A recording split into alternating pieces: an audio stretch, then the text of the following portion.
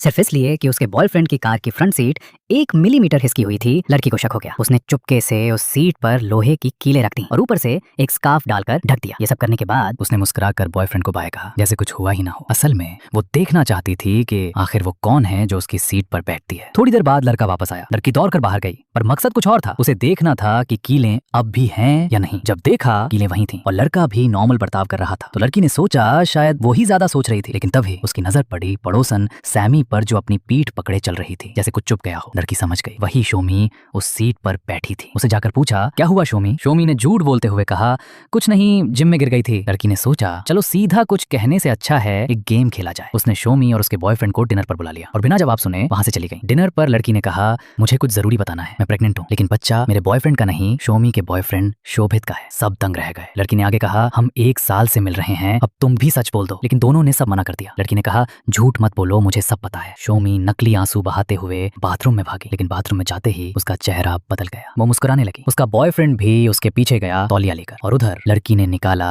Walkie talkie और अगले ही पल बाथरूम की बातें सबके सामने आने लगी। लड़की ने चुपके से वॉकी टॉकी उनके पीछे छिपा दिया था। जब दोनों बाहर आए तो अब भी मासूम बन रहे थे, लेकिन अब देर हो चुकी थी। लड़की ने कहा, अब देख लिया सबने। शोमी और शोभित शर्मिंदा होकर वहां से चले गए और लड़की की चाल पूरी तरह कामयाब रही।